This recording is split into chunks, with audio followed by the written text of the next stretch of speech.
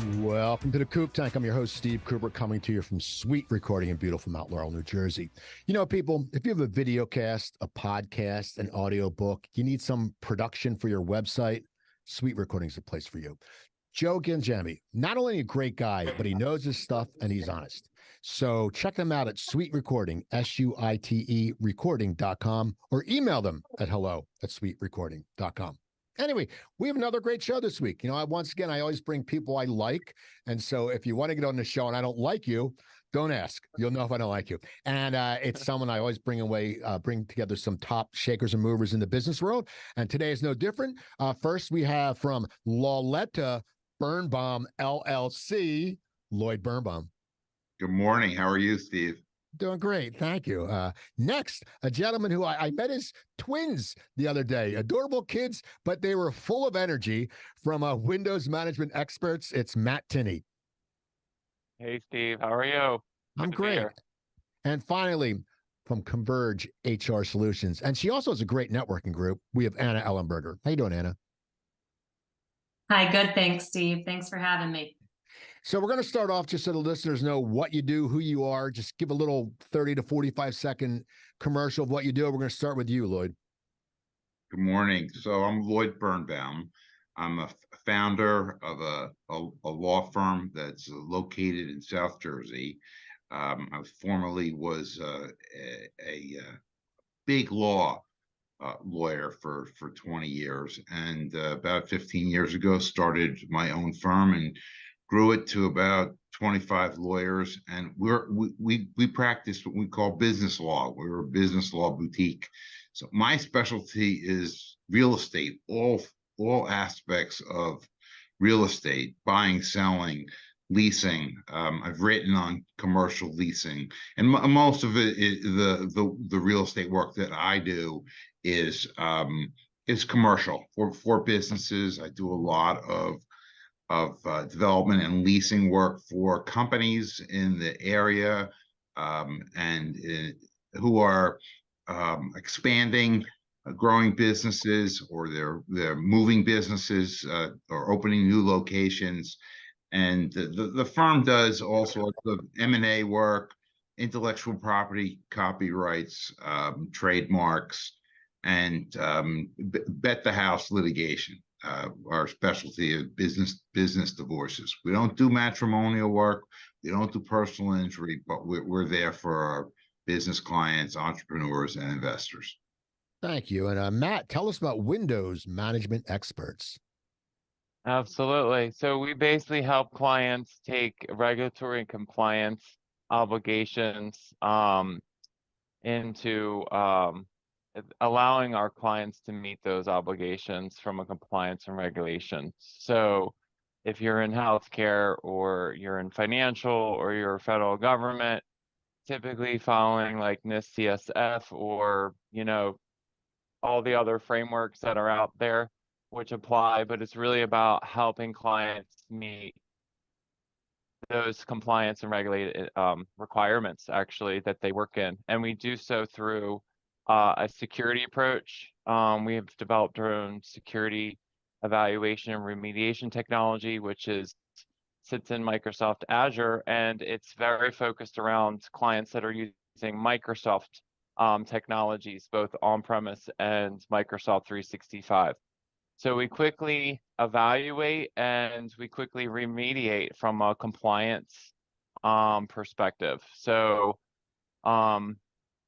you know, it's been a very interesting time because a lot of the stuff that we do is we're usually brought in when clients think there's an issue, either the owner of a business, a small business, or someone within the leadership team, and also like companies that are already engaged, like other managed services providers, where they might not have the expertise in the security and compliance arena. They bring us in and we help them make them look good, but also make them make their clients be more secure, so that there's a win-win. A lot of clients, they have other managed service providers and other managed security providers, which unfortunately don't actually, uh, they don't actually, how do I say this politically correct? They actually don't have the expertise, and they leave the clients in a very bad spot.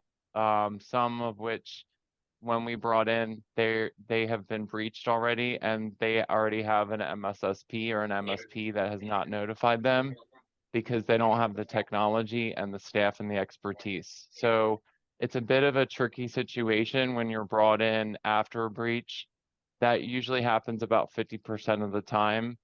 The other 50% is usually clients that are under attack, that are having issues with email and things are very slow, and they have all the symptoms, but they can't put the finger on it because they're not the expert. So that's the type of stuff that we help our clients and our partners with.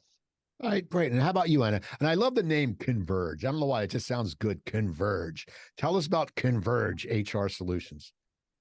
Sure. So we do HR outsourcing, consulting, and recruiting.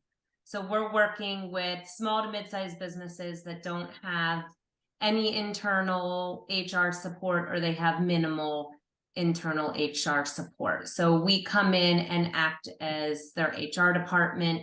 We help build out their HR program by putting policies and streamlining HR processes to really help cultivate an engaged and high-performing team. Okay, great. So I'm going to start off with this question. We all have to overcome obstacles in the business world. It's in personal life and business world. And one of the obstacles that when I moved back and got into the business world here, is I don't have the time for bullshit. Okay, there's a lot of phonies out there, and I've learned I have to be nice. I can't sit there and just say, I don't want to talk to you. I'm at an event. I can't go, I have to be nice. What is an obstacle that you have encountered in the last few years, and how did you overcome it? We're going to start with you, Anna. Something that you encountered in the business world and you overcame it. I'm gonna have to think on that for a second. I can do the obvious one of being a young woman in the business world and gaining respect in a room full of older gentlemen. If definitely, especially in networking, they may not give the respect to you right away. You have to earn it. So I've definitely been in situations where things have been said to me that, definitely rubbed me the wrong way. So I'd say that's been an obstacle in the sales world, in the networking world, over the past, ever since really I started. It's funny. I call that the creepy old white guy syndrome. But yeah.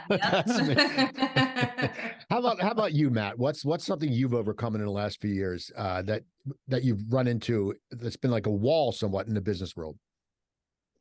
Well, I wouldn't say exactly like Anna, but it's it's doing, the more people you network with, the more unpleasantries you hear from people. It's just a numbers game. And I have been really focusing, in my role on, networking right now, like a lot more than I was in the past. And I have been running into things that I typically wouldn't care about, but when you're in a networking environment, you kind of have to tiptoe around, like, hey, you're being out of line, like, can you stop it? Instead, you just kind of tolerate it, and it kind of adds up over time. So I've kind of had to list out what's working and what's not working to reset my brain, because between the networking and then managing my children's schedule and their soccer and all the other stuff, just don't have time to clog my brain up with it. And then also being able to go back to the same networking group and rise above the baloney so that you're seen as that person. because the minute you stoop down and you react, it's over. So it's about choosing how do you respond in that moment, reflecting, and then going back at it from a new perspective. That actually just happened to me this week.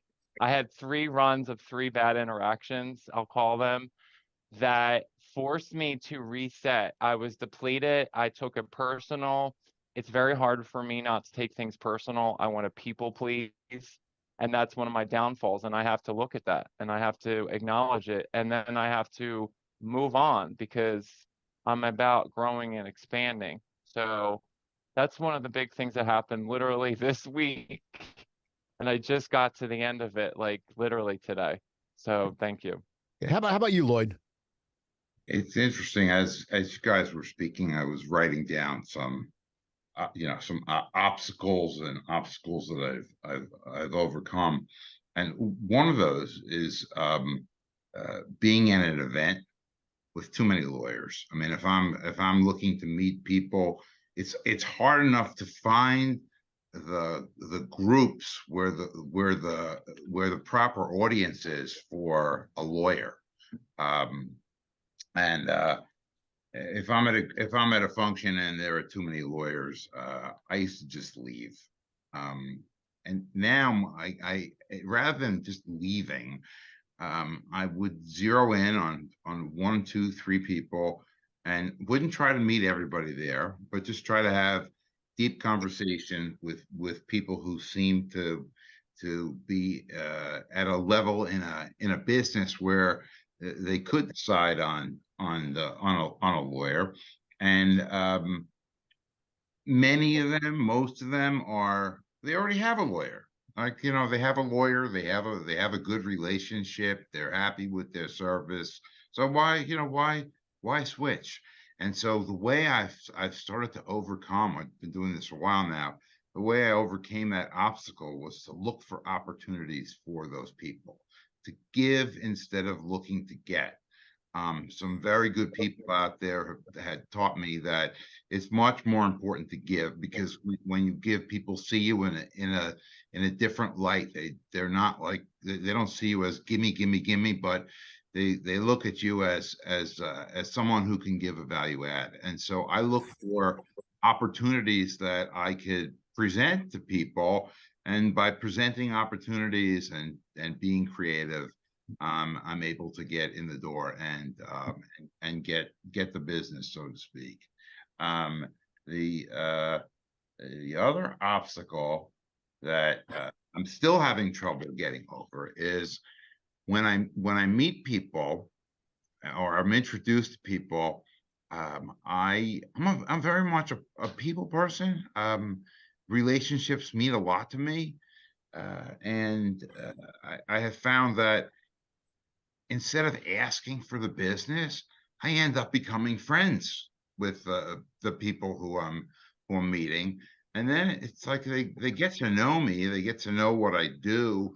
But I have this thing about doing business with family and friends that are too close, and I'm not quite sure how to really get over that obstacle, or whether to get over it at all and just enjoy it for the ride that it is.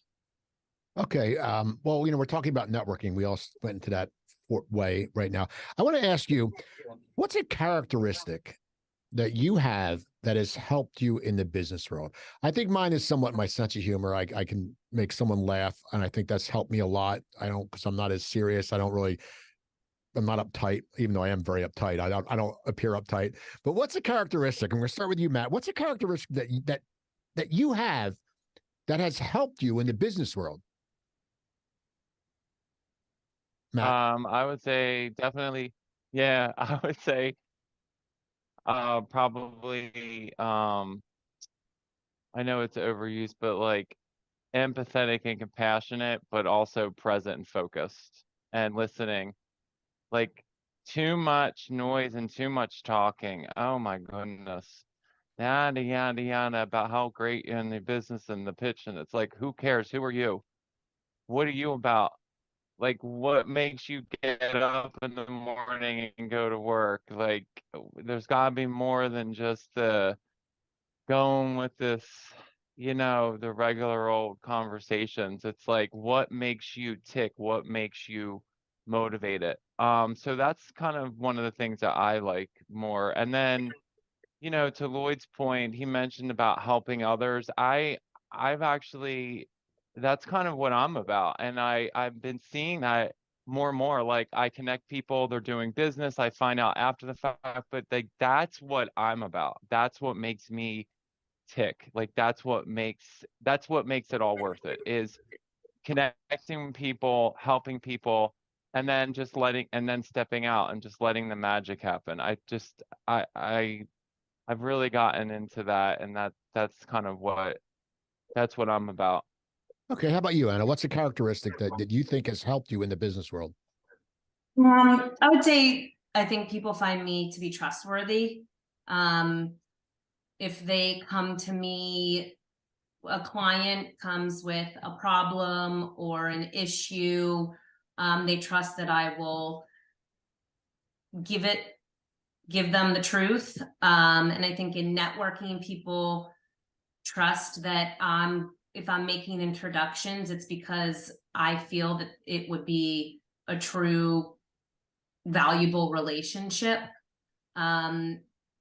So yeah, I think people just trust that I have their best interest in mind.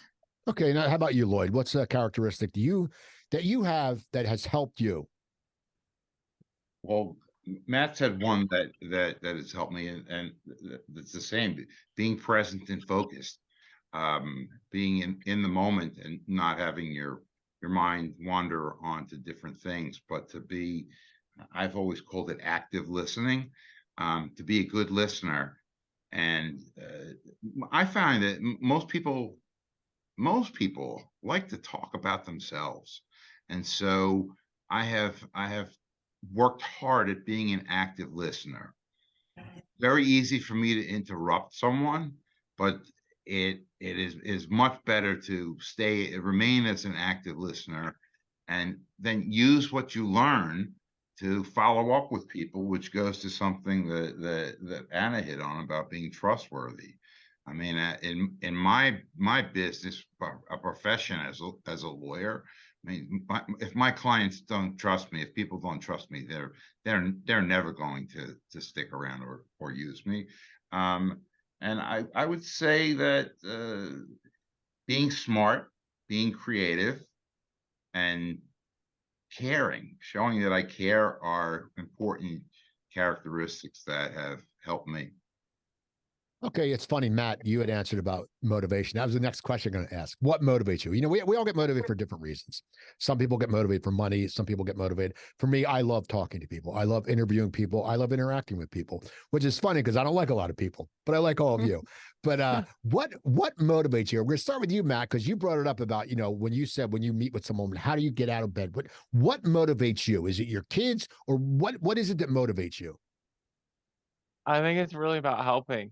It it's helping my kids, helping people, helping um someone like maybe on the street that needs help. Like it's just really about helping people, being that person, you know, to say, hey, you know, like for example, yesterday my kids had soccer and the first soccer practice they clinged on me and I instantly started talking to the coach and she had two children. She has two children, one of which is like 1.5.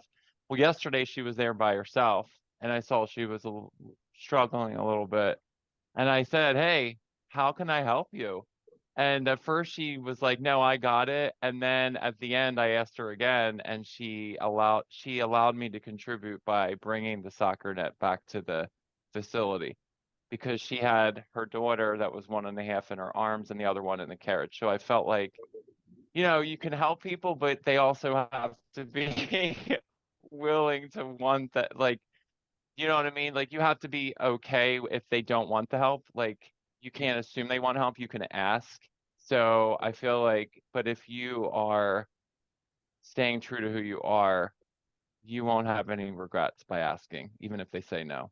Okay. How about you, Lloyd? What motivates you, Lloyd Birnbaum? People want to know what motivates Lloyd Birnbaum.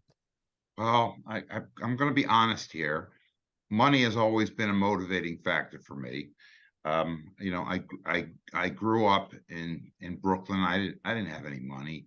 When I had my first apartment, I mean, I didn't have money for a bed. I had to buy a used mattress from someone and sleep on the floor.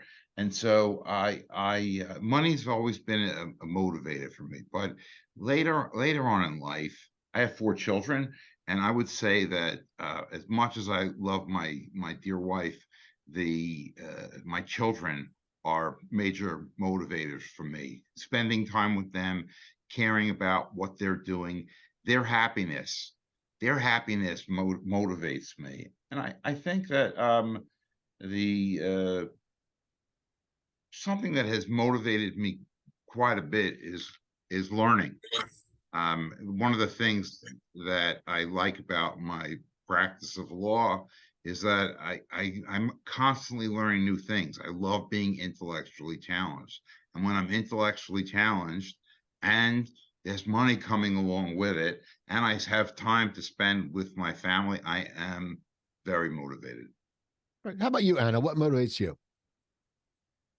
Yeah, so to echo what Lloyd and Matt said, I resonated with both of those, helping people and learning, but I'd say all of that under the umbrella of being the best version of myself that I can be.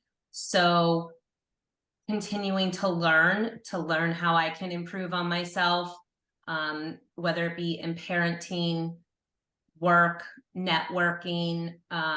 I always want to live up to my potential. That's great. I think that's great. Yeah, it is. And now here's something that sort of hinges on this question, and it goes hand in hand with it, and it's about success. And you know, we all in our lives, there's different points of success. Like Lloyd, I see you on Facebook. You posting pictures of you and your son at the sporting event. And I go, to me, that's success. You're taking your kid to the game. You're spending time with them. You can spend money. That's success. Now, some people may say it's just, you know, going to a game, but for me, that's success. But what is success to you now, and how has it changed in your career? Now, Lloyd, you're older than the others, so you've changed, as you said earlier, it's things, but how is success? What was it to you 10 years ago, and what is it to you now? Me? Yeah. Success. Success earlier in life for me meant I started out in big law, which is the largest law firms in the country and the world. And the success to me was making partner. Making partner was a major milestone. And so when I made partner, that was a tremendous feather in my cap. I felt really good and proud of that. And then about 15 years ago, my 4th child was coming into the world, and I spent with my first 3 children. I have great relationships with them, and I'm close, but I missed a lot of things. I missed a lot of things because I was busy working. I missed the school plays, recitals, things like that, because I was busy. There was a lot that was required of me, or demanded of me, in the workplace. So I left big law and started with another person. Started a firm that I thought would be small firm. It would just be the 2 of us. I didn't know it was going to be successful and grow to 25 lawyers. I didn't know that. So having been able to start a business and see it thrive, where I've had lots of people work here who always look back and say thank you for the mentorship. To me, that was that's an achievement of success. Okay, how about you, Anna? What's success to you now? What was it a few years ago? So yeah, I just really want to quickly say hats off to you, Lloyd, for getting out when it wasn't satisfying you anymore, and starting your own thing and being successful in that. But I'd say what success probably used to be like for me was more, I didn't have a title in mind like partner, but I feel like I was newer in my career. I was trying to get a good title. But I'd say success now is being happy where I am.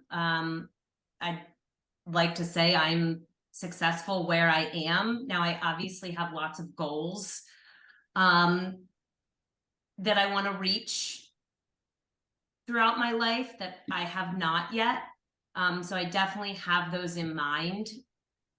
But being where I am now with and present with my family and my kids and doing the work that I can do, for me right now is successful. How about you, Matt? What's success to you, and what was it? Because I know you're a newer father, and so your life has changed a lot. And you came from the West Coast, well, Seattle. But what's success to you a few years ago? And what is it now? Well, yeah, life definitely is different now that I have, my twin sons. Prior to that, I would work like, all sorts of hours, like, 80 plus hours a week. I would do networking almost every night, you know, and then when I had the kids, I had to scale that down. So before I felt like, it's not like what I felt, it's like my success was based on my business success. Yikes. That is, that was not, that was a dangerous place, right? Because, you kind of have these ups and downs with the business. And so your success is defined based on that. It's like a yo-yo. And I was like, you know, this is not healthy. And then, I basically, the kids that my priority is my kids. Like first my health, my own well-being, then my kids, then my business. And I had to get really clear with that. And I continuously have to reevaluate that priorities in that order. And sometimes there's things that aren't going to be done. And luckily I've got a CEO, Vicky Moore, who she's my partner in this business, that I've been able to build this business so that it doesn't require me being involved with everything. That's happened over the last 5 years, but hasn't been until recently where I've really allowed people that I've put in these roles to be able to do what I hired them to do. Get out of my own way. I know that's an overthrown term, but literally get out of my own way so that I can focus on my children and spend time with them to be present, because otherwise I drag all the business stuff in. I would say my success has changed since my kids though, for sure. There's no question, like it was all about my business being successful and then I was successful, but I feel like success is also the amount of the amount that you help people. That is your success. Like the success comes in, it comes back through you to you. Not that that's your expectation, but I really believe that what you put out is what you get. And the amount of service that you offer people, whether it's free or just helping, it does come back indirectly. So, and I feel like that example too, like by bringing, like when we met at that networking event, like I never would have thought of bringing my kids to that networking event. And I just said, you know what? I want to do it. I want to create an environment where my kids can see me in business and then also have fun. So it opened my whole eyes up to this is what success looks like. Integrating my kids and my family into the business. That was successful for me. And I've never done that before. I was That's all. nervous. I'm like, oh my God. Well, you also had Kelly Lyons feeding the kids juice boxes, so that didn't help with the sugar content. So, here's a question I haven't asked before. I often ask the same questions, but I want you to answer this in a sentence. Okay, in a sentence. Lloyd, you're in law. Matt, you're in computers. and you're in HR. What makes you different than your competition? I usually let people go on and say, this is what makes us different. You know, I do this. But in a sentence, if I was in a rush and I said, I'm looking for a lawyer, I said, hey, Lloyd, what makes your company different? We're on an elevator, and in Hollywood it's called an elevator pitch. It's a tagline. You just say this movie's, you know, this is about, you know, Lethal Weapon if they were smoking dope and they were running in the country. Oh, okay, we get it. What is your tagline that makes your company different in a sentence? We're going to start with you, Anna. What is something that you can sit there and say to a customer if I meet you and I don't know you and I go, oh, okay, well, what makes you different than blah blah blah blah? We tell you like it is. You're our client, but we're not trying to just make you happy. Okay. See, now you can tune that up, and then that's a good blog pitch. See, people don't think about that. That a lot of times when you're at an event and you're talking to someone, if you're boring as shit, people just turn it off. I don't care what you say. We've all done it. We're all like, someone's talking, you're like, yeah. And then you get caught when they go, oh, what do you think? And you go, oh, shit, I wasn't listening. But Matt, what is your one line? Your one line, if I said, hey, Matt, what's Windows? What are you guys all about? Yeah, that's good. Good question. We are known as being rapid, responsive, and we remediate security and compliance issues in regulated industries. The three R's, I call it. I know you use alliteration. I love alliteration. That's awesome. And how about you, Lloyd? What's your log line? You're in Hollywood, and you meet a producer, and he goes, Lloyd Birnbaum. Tell me, what do? What makes you different? Well, I have a couple here. One is it's not just business, but it's personal. I look at things that way, and I also think that what differentiates me and many of my colleagues at the firm is looking at legal issues through the lens of a business person.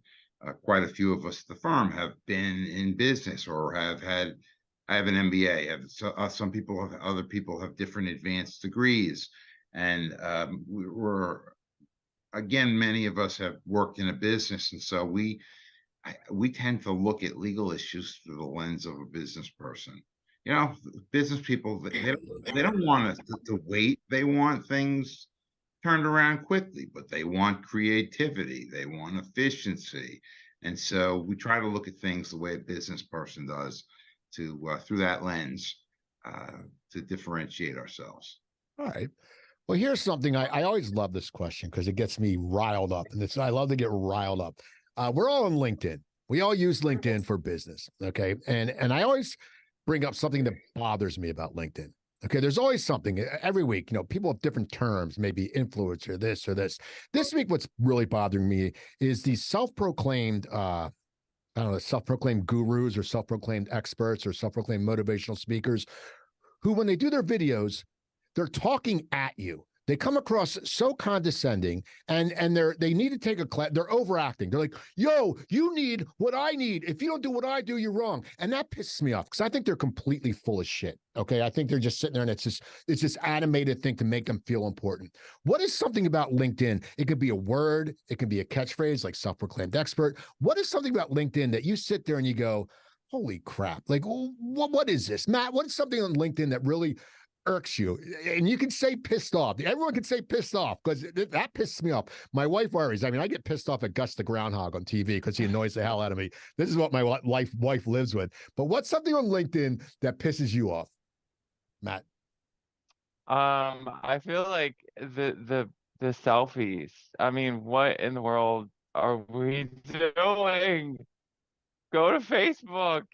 I mean, there's nothing wrong with a good selfie, but like, and then all the stuff that comes after it. It's like, okay, I don't know how to be nice about this, but who cares if you were at a networking event? I really, I don't know how to be nice about it. I get your networking, but do you have to post every single event? It's like, oh my gosh, it's like, it's so much noise out there. But that's one that I'm not really sure on, like this whole selfie thing and using LinkedIn for that. I just feel like you should use TikTok or Facebook. That's just my perspective. How about you, Anna? What irritates you? You seem so nice and polite, but I know there's some fire in that heart. I know there's some you get pissed off. Tell me something that is pisses you off about LinkedIn. So the long sales messages that you are just firing into your inbox. One was okay, and I actually responded, and I sent my Calendly link, which is very nice, an offering to give someone my time, and another sales message came through. So it's clearly not them, or they didn't even read my message. So you're not actually trying to connect with me if you don't read my message or see that my Calendly link is in there. And then someone this morning sent me another message because I said not interested, and it was a very condescending response, like, are you sure you're not reaching your full potential or something like that? And I'm like, no, thank you. I actually know where I am in life and I'm good. I don't need you to question that. So How about you, Lloyd? How about you? I have a totally different angle on this. There are too many people on LinkedIn that I'm connected with who I don't know. I mean, I accepted invitations. I don't know the first thing about them, which was a mistake on my part. But what's happening now, I don't know how I got on this list, but I get these invitations to LinkedIn with pretty young women. And I don't think that they're out there for true business purposes. And I'll look and see who they're friends with. And it's always one or two guys who I think, okay, these guys are lonely and they're looking to meet young, pretty women. And so somehow I'm friends with them. So they've come connected. I don't have time for that. I don't have time. Yeah. So there's a lot of junk mail that I get through LinkedIn that I don't like. You know, on LinkedIn, it's funny. I went to do a post the other day, and it said, "If I want AI to help me, it can." Now, someone who has come from, I've written a play, I've written a screenplay. You know, I was a stand-up comic for many years. I believe in creativity. That's what my shell is: creativity. You know, business, I'm not that great at, but creativity, I'm good. I can write jokes. AI to me is a threat. It's a threat to my friends who are TV writers who may lose their job, even though they'll never be able to come up. AI will never give you a Tony Soprano, you know, will give you a Walter White, because there's just not the creativity. But what are your views on AI? Because you're in all different worlds, and I can understand how it can work for each of you. But what are your true heart feelings about AI? Do you like it or don't? I'm going to start with you, Lloyd, because I know if you're thinking when you're doing a law thing, it's probably easy to do a summons like that, case like that. But what is your take on AI? Are you there? Are you digging it? Or you're like, it might be dangerous? I think it might be dangerous. I've spoken to a few people in the AI business. Now, there are tremendous advantages using AI in certain aspects of a law practice. I mean, I could ask, using certain products, I can ask to draft me a contract, and here are the material terms that I wanted you to put in the contract.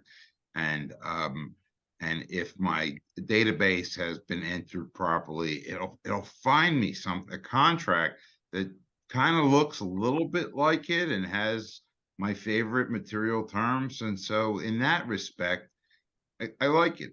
I think it's good.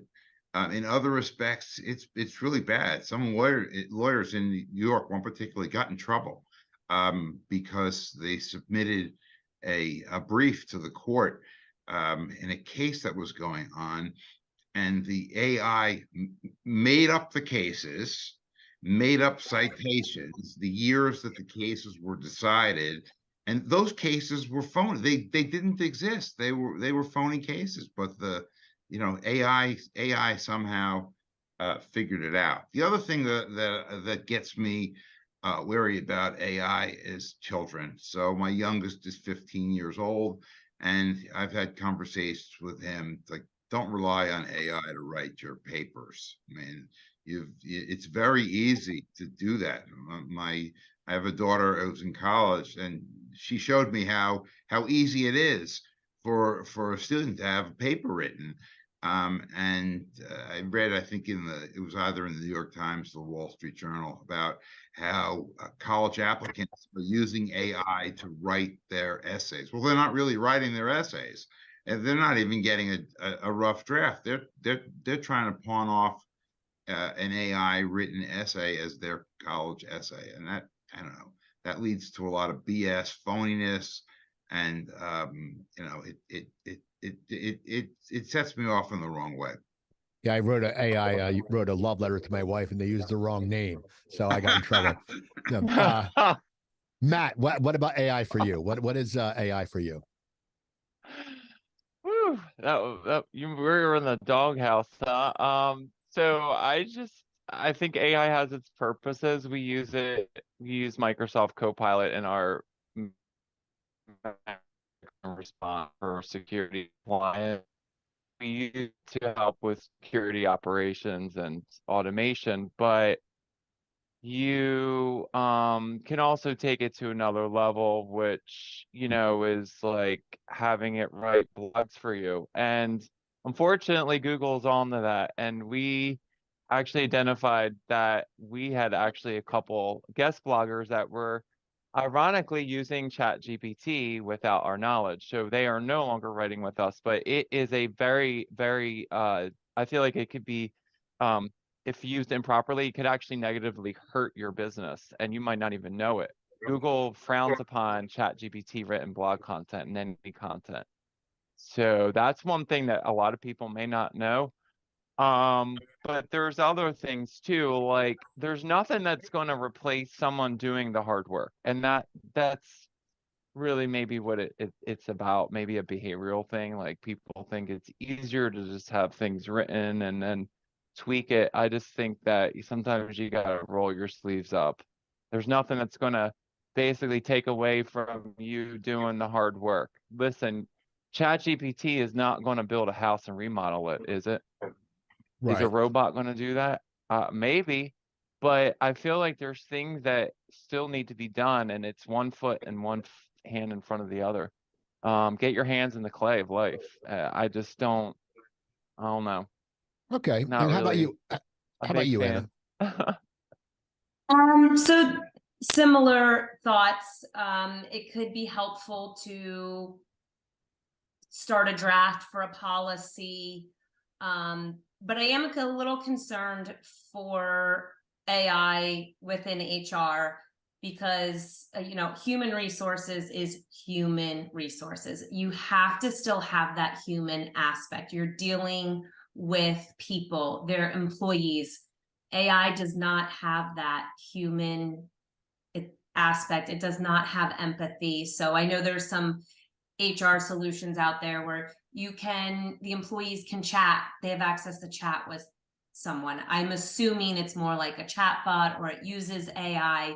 They're not going to be able to connect with them on a personal level, so they're not really going to be able to help them. Maybe they could answer a basic question around benefits, but most employee issues are much more than that, and you need to be able to connect with them. So I'm a little afraid of AI convincing people that they don't need that human aspect of HR. Okay. Here's a question, and I love it because I don't read business books. I always say this. I don't read any business books. I just don't, I don't have the attention span. And I just don't, they bore me. But what is a business book? Because I'm sure you all have read business books, because everyone except me seems like they read business books. What's a book that has made a difference? Like, has one book that has sat there, that maybe The Tipping Point by Malcolm Gladwell or whatever. What is a book that has made a difference in your life? Matt, is there a book that you sat there or you can really recommend to the viewers, a good book to get your ass out of your head because it's good for business? Well, it's not a book, but it's actually Earl Nightingale. So if you're all familiar with him, he's like one of the old, like, it's mind over matter, and then the book actually that I actually have on my table right here is actually Think and Grow Rich. So I'm kind of like it's like an old school philosophy about, you use your mind, you put your mind to things. It's a mental activity. Most of the stuff is a mental activity. So, but yeah, Napoleon Hill, Think and Grow Rich. I mean, the original copy is actually the one. I actually got this from Kelly, by the way, at her house. I lost my copy in moving, and I literally saw the book and I kept reading it. And just like every day I randomly read pages of it. But it's really about like focus, and they talk about auto suggestion and like just putting your minds focusing your mind on what you want and visualizing it and all that stuff. Okay. That's game changer. All right. How about you, Anna? Any books that have made a difference for you? So I'm like you, Steve, actually. If I have the time to read a book in my busy schedule, it is for something that I can enjoy. It's nonfiction, but I do listen to a lot of podcasts. And one podcast I've been enjoying a lot lately is Mel Robbins. And it's not about business, but I think a lot of what she talks about relates to you as a person in life, which can be with family and business. So I think a lot of what she talks about can go into all areas of your life. Okay. And people, if you like listening to podcasts, go to coopertalk.net, 973 episodes. I've had 30 members of the Rock and Roll Hall of Fame on. I've had Ed Asner. I've had David Duchovny. So go to coopertalk.net. I'm just giving my plug. That was a great lead-in, Anna. Thank you. Yeah. How about you, Lloyd? What's any books that you can recommend? A book you can recommend, or a book that's made a difference for you? I'm going to get to that book, but first, I buy business books. I buy them, but I usually don't read them. This one was signed by the author. I figured, okay, I met the author, I'm going to read it. I buy them. They sit on the nightstand. I don't read them. If I do a lot of reading as a lawyer, I do a lot of writing and reading. I try to read several publications. I'm still old-fashioned. I like the New York Times and the Wall Street Journal for my news. But what I'm reading is either a thriller, but right now I'm reading a fairy tale for our times. It's a modern fairy tale, and it's such a great book that it's called Chrysalia, the Princess of Possibility. And so many books, the hero is masculine, is a man, and here the hero is a woman. And it's I guess a central theme of the book is that you can't conquer, and this is how it's a business, you can't conquer the dragons in the world who might be out there to try to defeat you until you win over the dragons inside, the internal dragons. Great. It's a great book. I'm enjoying it. I know the author. It's someone who was a mentor to me when I was in high school. Lost touch with him, and thankfully, because of social media, I reconnected with him and learned that he wrote a book. And I'm reading the book and just enjoying it very much. It's Chrysalia, Chrysalia, the Princess of Possibility. Right. And now there's a final question. I always wrap the show up with this because it gives a lot of insight for people who are listening and watching. Someone's getting out of trade school, someone's getting out of college, someone's getting out of high school. They're getting their start in business. Okay, you're getting there. They're looking, they don't know, because when we go out on our own, we don't know what the hell's going on. Okay, you're out of school, you're out of wherever. What is some advice you would give to that person? If someone comes to you and says, Anna, you're successful, you do well, I'm just starting. Like, what should I do?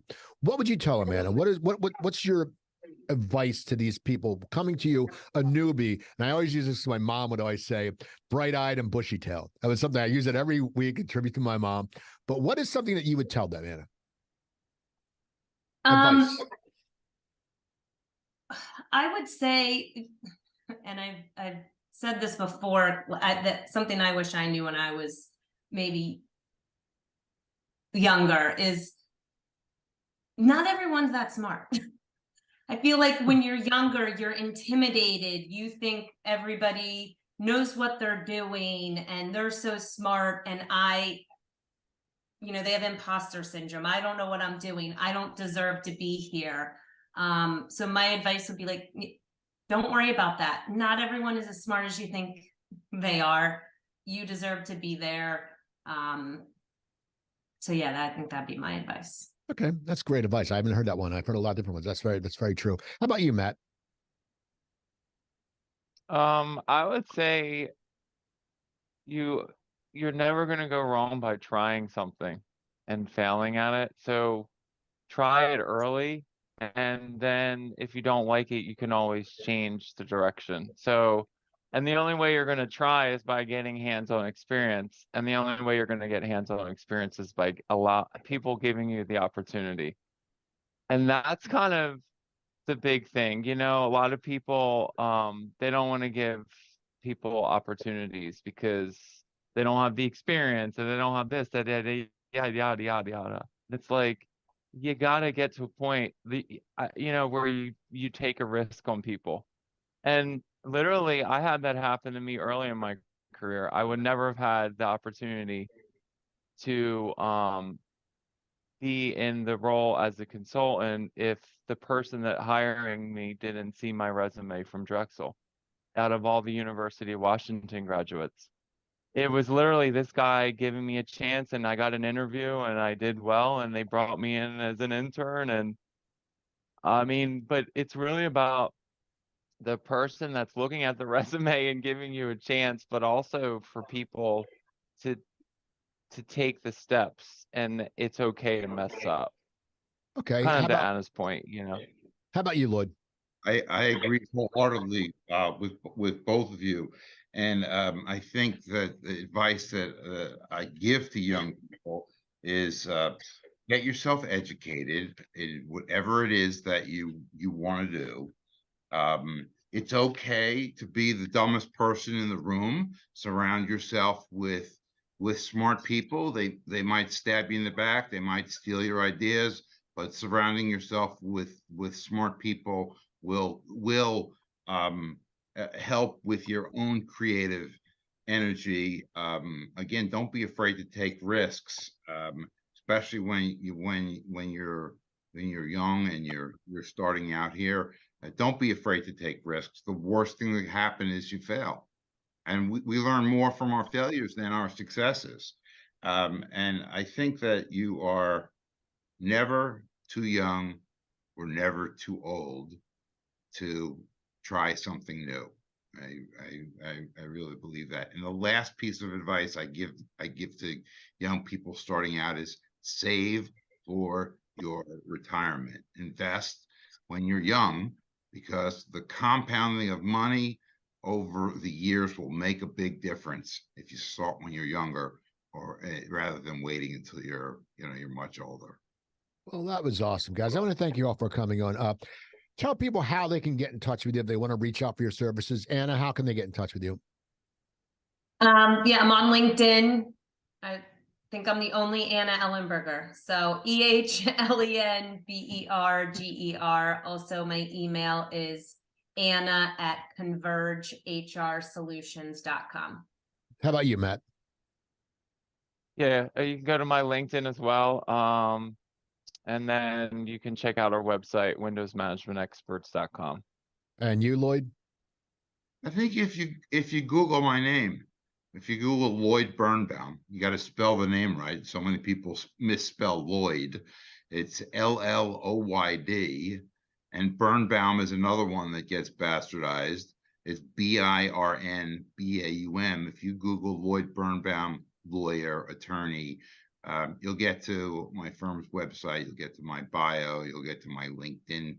You'll get to my wherever I've been, whatever I've written. You'll find it. You'll find my telephone number, my email address, and